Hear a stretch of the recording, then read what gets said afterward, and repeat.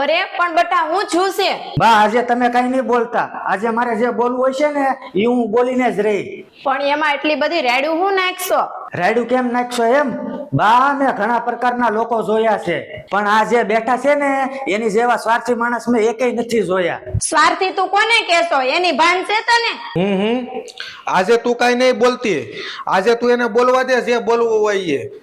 મળ બટા તું બોલવા તારે જે બોલવું હોય એ. અરે મારા મનમાં શું છે ને એ તમે સારી રીતે જાણો છો, પણ તમારા મનમાં શું છે એ કીધું અમને ક્યારેય તમે? એટલે તું કેવા હું માંગશો? બટા તને શરમ આવી પડે આ તારા બાપની સામું આવું બોલતા. અરે બા એમાં શરમ હે ની. તમે જયારે એને જમવાનું આપો છો ને ત્યારે ઈ એની એક રોટલીમાંથી અડધી રોટલી મારી થાળીમાં મૂકી દે છે અને એના ભાગનું દૂધ ઈ મને આપી દે છે. તો હું મને નથી ખબર પડતી એમ? તો પણ એમાં હું થઈ ગયું બટા? ઈ તને ખવડાવીને પછી ખાય છે ને, ઈ તો હારી વાત કહેવાય. પણ બા તમને ખબર છે, બાપુ જયારે બજારે ખરીદી કરવા જાય છે ને ત્યારે મારી હાટુ વસ્તુ પેલા લે છે. બટા તારું એટલું તો ધ્યાન રાખે છે, પછી એમાં સ્વાર્થની ક્યાં વાત આવી? ઈજ તો વાત છે બા. મારા બાપુ એની બધી ખુશી મારી જોડે શેર કરે છે, તો જયારે એની ઉપર દુઃખ પડે ત્યારે ઈ મને કેમ નથી વાત કરતા? ત્યારે ઈ એટલા બધા સ્વાર્થી કેમ થઈ જાય છે? બટા હું પેલા તારી વાતને સમજી ન એકી. બા તમને ખબર છે, મારા બાપુને 2 મહિનાથી નોકરીમાં પ્રોબ્લેમ હાલે છે.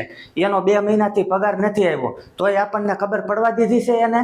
બટા મા બાપ ક્યારે એના સંતાનોને દુઃખની વાત નથી કરતા, કેમ કે એ એના સંતાનોને ખુશ જોવા માંગતા હોય છે. બા તોય મેં ફોન લેવાનું કીધું ને તો ઈ મને કહે, આલે પૈસા, તારે જે લેવું હોય ને ઈ લઈ લેજે, બસ તારા બાપનું નામ રોશન કરજે.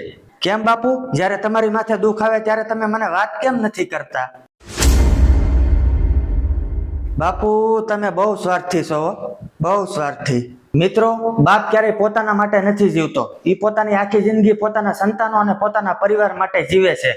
અને એવું કહેવાય છે કે જ્યાં સુધી માથા ઉપર બાપનો હાથ હોય ને ત્યાં સુધી દુનિયાની દરેક મુશ્કેલી નાની લાગે છે. મિત્રો તમને અમારો વિડીયો સારો લાગ્યો હોય તો લાઈક કરો, કોમેન્ટ કરો અને વધુ લોકો સુધી શેર કરો.